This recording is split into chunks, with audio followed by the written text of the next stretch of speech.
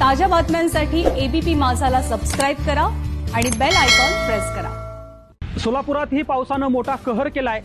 खरं तर उन्हाळ्यामध्ये दुष्काळाचा सामना करणाऱ्या भागात सुद्धा आज एवढं पाणी साचलेलं आहे की दुसऱ्या दिवशी सुद्धा पाणी बाहेर निघायला तयार नाही आहे।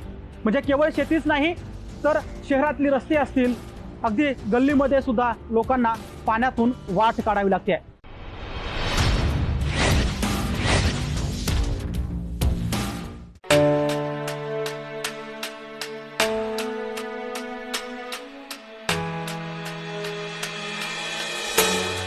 उत्तर सोलापूर तालुक्यातलं कारंबा गाव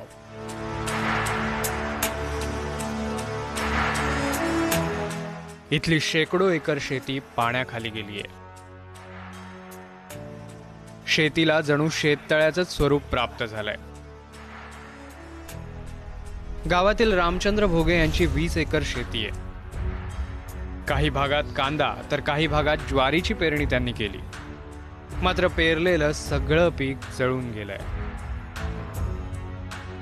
कर्ज मिळत नाही, पण आता काय तर करून सावकारी करून काढून बँकेचं तरी भेटलंच नाही, पण असं खाजगी काढून तर त्यांची भागावं लागणार।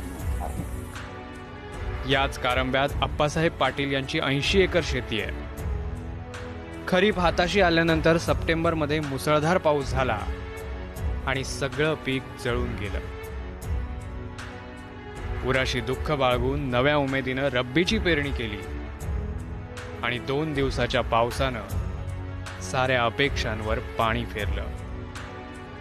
सोयाबीनचं अतोनात नुकसान झालेलं आहे आणि समोर हे कांदा पीक हे पेरणी वगैरे मी केलेली आहे, ते पूर्ण पाण्यामध्ये आहे। त्याची उगवण होऊन 20 दिवस झालेला होता। हा मी ट्रॅक्टरने वगैरे सगळं बी वगैरे हे करून पेरणी वगैरे केलेली होती। सोयाबीन आणि कांदा भरपूर आहे नुकसान झालेलं आहे। तरी त्वरित शासनाने लक्ष देऊन कृषी मंत्री आणि माननीय उद्धवसाहेब ठाकरे यांनी त्वरित लक्ष घालून सोलापूर जिल्ह्यात पाहणी करावी, पाहणी दौरा करावा आणि शेतकऱ्याला न्याय द्यावा।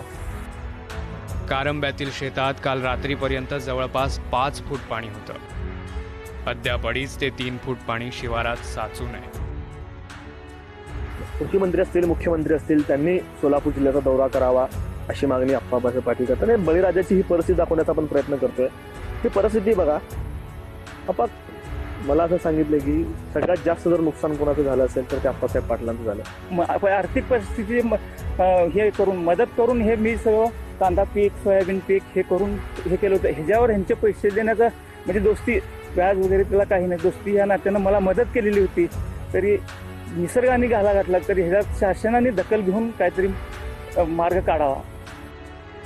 सोलापूर जिल्ह्यात असे हजारो शेतकरी आहेत ज्यांची जनावरं वाहून गेली, जमीन पूर्णतः पाण्याखाली आहे। रक्ताचं पाणी करून शेतकऱ्यांनी पिकवलं आणि पुन्हा ते पाण्यात मिळालंय। आता फक्त या शेतकऱ्यांना सरकारी मदतीचाच आधार मिळू शकतो। आफताब शेख, एबीपी माझा, सोलापूर।